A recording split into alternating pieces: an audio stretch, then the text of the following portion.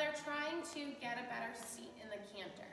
Now, they don't know that they're doing these mistakes. They're actually trying to make their canter better by using these, but they just don't tend to work. So we're going to discuss why these don't work, and what you can do instead. So one of the most common mistakes that riders make when they're trying to sit the canter better is to push their heels down extra. Now, if I am trying to push my heel down, what ends up happening is I lock my hip, I lock my seat, and I lock my ankle. So then, if I'm cantering, I'm really not able to move with my horse. And if I try and push them down, a lot of times what happens is riders push their feet forward, and then they end up gripping with their knees because their feet can't even support their weight at all because it's not under them.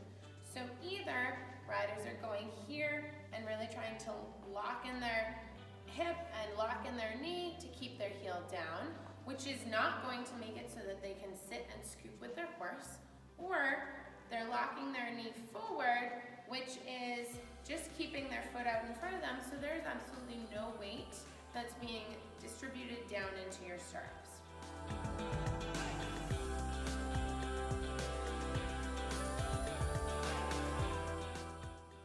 So what you want to do instead of pushing your heels down is feel like you're not gripping with your knees.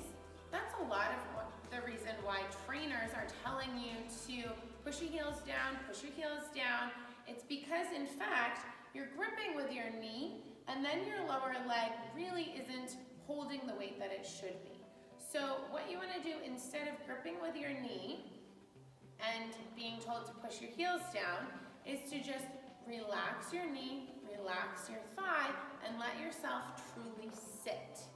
And if you still feel like your heel is coming up, instead think about pulling your toe up. This gives you a positive image instead of a locked negative image. The next common mistake though that a lot of riders have when they're cantering is that they try and lean back so that they don't get popped up out of the saddle. But if you're leaning back, again, you're locking in your hip and you're feeling really vulnerable. So what you're going to do is squeeze with your knees, and then no weight is really in your saddle the way that you need it to be, and there's no weight in your stirrup either. So everyone leans back, and then they're just driving down onto the horse's front feet. If they're leaning back and pushing their heels down, then they're like this. And there's actually less weight and ability to sit and scoop with your horse, which makes you feel like you're even less in control and like you're going to go to the extremes even more.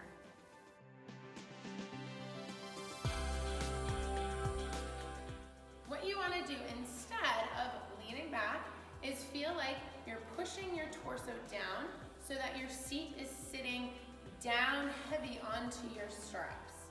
So you're not trying to force yourself back and down. You're just sitting down and feel like you separate from your belt above and your belt below. Your belt above is going to have all four corners holding you the same. And you should, if you pass a window, the person on the other side of the window shouldn't even know what's happening below your belt. Below your belt, you want to be sitting and scooping with your horse, staying open in your knee and down on your stirrup.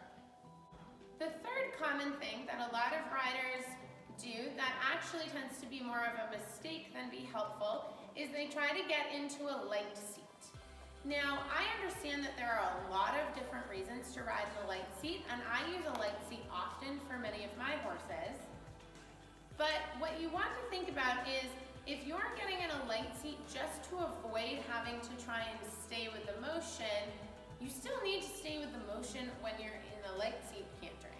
So what a lot of riders do is they get in a light seat, but then they tip forward, they squeeze with their knee, and their lower leg goes back.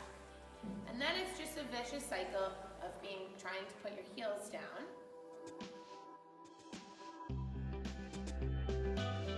What you want to do instead, if you decide to stay in a light seat, which is fine, you still need to be riding the 3 beats of the canter and and be open and elastic where you should be and sturdy where you should be. So if you're gonna be in a light seat, all four corners of your side, front, side, back, and other side, need to stay the same length so that you're not like this, and stay quite sturdy and connected.